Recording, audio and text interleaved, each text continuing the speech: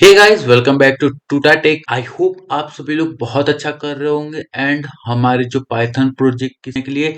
और अगर अभी तक आपको नहीं पता है तो आपको हमारे चैनल पर एक पाइथन प्रोजेक्ट की सीरीज मिल जाएगी जिसमें हमने अभी तक 30 से भी ज्यादा प्रोजेक्ट्स कर लिए हैं। तो आप जल्दी से जाकर के उस सीरीज को चेकआउट करो। बाकी आज हम बात करने वाले हैं कुछ इंपॉर्टेंट कॉन्सेप्ट की जिन्हें आपको पता होना चाहिए पाइथन में। तो सबसे पहले हमारा जो कॉन्सेप्ट है वो होने वाला है एक फाइल नेम बनाना। तो सबसे पहले एक फाइल डॉट py से एक फाइल बना लेते हैं। और ये हमारा जो डॉट py है ये क्या करता है, ये हमारा एक फाइल यानी कि फाइल बनाने में हमारी मदद करता है। और डॉट py हमारा एक पाइथन एक्सटेंशन है। तो जैसा कि हमने एक फाइल बना ली है, तो अब देखो जैसे ही मैं यहाँ पर एक कोड पेस्ट करता हूँ एंड ये हमारा कोड जो है वो डॉट py की हेल्प से एज इस फाइल में सेव हो गया है। तो हमें पाइथन में कोई भी फाइल सेव करनी होती है तो हम डॉट py का यूज करते हैं और तो कोई ये सिंपली यहाँ पर प्रिंट हो गई।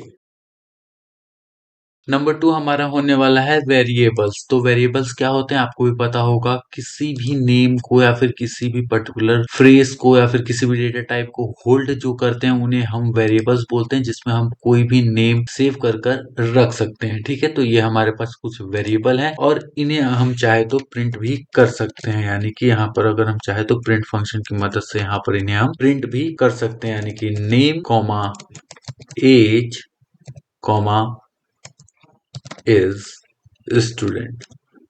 तो अगर मैं चाहूँ तो इन चीजों को मैं यहाँ पर प्रिंट भी कर सकता हूँ। तो देखो आएगा किशन 22 और ट्रू, है ना।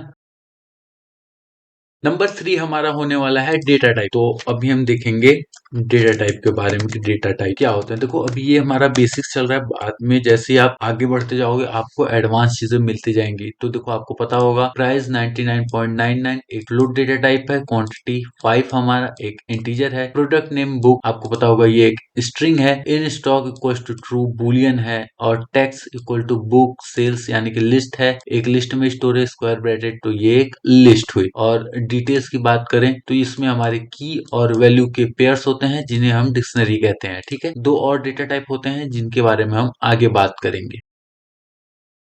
नंबर 4 हमारा होने वाला है टाइप एनोटेशन। टाइप एनोटेशन का मतलब क्या होता है। टाइप एनोटेशन ये होता है कि इसमें जब हम कोई भी फंक्शन को रन करते हैं तो उसमें हम उसे पहले ही डिफाइन कर देते हैं कि हमें इसकी जो रिटर्न वैल्यू है वो कौन से डेटा टाइप में चाहिए। यानी कि यहाँ पर हमें स्ट्रिंग डेटा टाइप चाहिए, तो इसलिए यहाँ पर हम टाइप एनोटेशन का यूज करते हैं।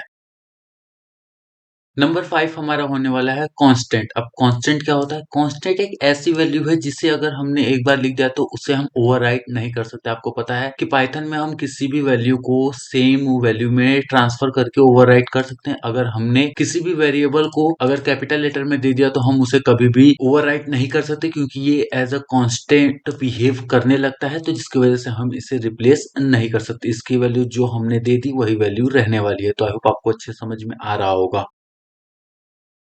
सिक्स्थ हमारा होने वाला है रियूजेबल कोड। रियूजेबल आपको पता होगा कि रियूजेबल कोड क्या होते हैं। रियूजेबल कोड हमारे फंक्शंस को बोले जाते हैं, जो हम अपने से फंक्शन बनाते हैं उन्हें हम रियूजेबल कोड बोलते हैं। तो जैसे def calculate area length comma width return length into width. तो आई होप आपको समझ में आ गया हो कि हमारे रियूजेबल कोड कैसे होते हैं जिन्हें हम मल्टीपल टाइम्स यूज कर सकते हैं कुछ इस तरह से। तो देखो यहाँ पर हमारा आ गए, हमें एक ही फंक्शन को दो बार लिखने की जरूरत नहीं पड़ी, मतलब एक ही सिंटेक्स को हमें दो बार लिखने की जरूरत नहीं पड़ी, हमने इसे रियूजेबल कोड की तरह यूज कर लिया।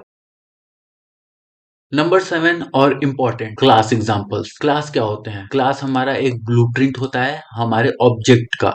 तो यहाँ पर हमारा ऑब्जेक्ट क्या है, यहाँ पर हमारा ऑब्जेक्ट है बार, और क्लास क्या है, हमारा एक ब्लूप्रिंट है। ठीक है, तो इस ऑब्जेक्ट को ये हमारा डिफाइन कर रहा है और इसके अंदर में हमने एक, अभी मैंने आपको बताया था कि ये एक फंक्शन है, लेकिन जैसे अगर हम इसे क्लास के साथ यूज करते हो तो इसे हम फंक्शन ना कॉल करके एक मेथड यूज करते हैं। ठीक है, मेथड से इसे हम डिनोट करते हैं। ठीक है, यानी कि जब भी क्लास होगा और क्लास के अंदर कोई भी फंक्शन होगा तो उसे हम कभी भी फंक्शन नहीं बल्कि मेथड बोलेंगे। ठीक है, तो यहाँ पर देखो एक क्लास हमारा ब्लूप्रिंट हो गया और डॉग हमारा ऑब्जेक्ट हो गया, और यहीं पर हमने इस डॉग ऑब्जेक्ट को एक वेरिएबल में स्टोर कर लिया और टॉमी डॉट बार हमने इसे कॉल कर लिया। ठीक है, पर्टिकुलर इस मेथड को हमने यहाँ पर कॉल कर लिया और जैसे ही इसे हम रन करेंगे देखो यहाँ पर आ जाएगा वूफ, यानी कि हमारा जो कुत्ता है जिसका हमने नाम टॉमी रखा था वो भौंकता है। ठीक है, नंबर 8 हमारा होने वाला है इनिट मेथड। अब इनिट क्या होता है? इनिट हमारा एक कंस्ट्रक्टर टाइप वर्क करता है, ठीक है, जिसे हम क्लास मेथड के साथ यूज करते हैं। तो जैसे मैंने आपको बताया, क्लास एक ब्लूप्रिंट होता है, तो ये हमारा ब्लूप्रिंट हो गया,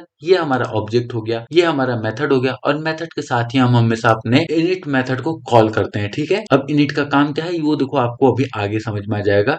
सेल्फ नेम एज, और यहाँ पर हमने यहाँ पर s1 इक्वल टू स्टूडेंट रिया 20 और s1 डॉट नेम और s1 डॉट एज से हमने इसे कॉल कर लिया, ठीक है। बेसिकली इनिट हमारा कॉल करने में हमें हेल्प करता है, कोई भी वेरिएबल हो उसे। तो इनिट को हम एक बार आगे जरूर पढ़ेंगे। तो अब बारी आती है हमारी मेथड की। तो मेथड मैंने आपको पहले ही बता दिया, क्लास के साथ अगर हम किसी भी क्लास को बनाते हैं और उस क्लास के अंदर में अगर हम किसी भी फंक्शन को कॉल करते हैं, तो उसे हम फंक्शन न कहकर एक मेथड कॉल करेंगे, और सिंपली उस मेथड को भी हम एक ऑब्जेक्ट में स्टोर करके, ठीक है, उसे हम यहाँ पर कॉल कर सकते हैं। और जैसे मैं इसे रन करूंगा तो देखो हमारा ये सिंपली हमें आंसर प्रोवाइड कर रहा होगा, ठीक है, यानी कि 10 + 5 = 15।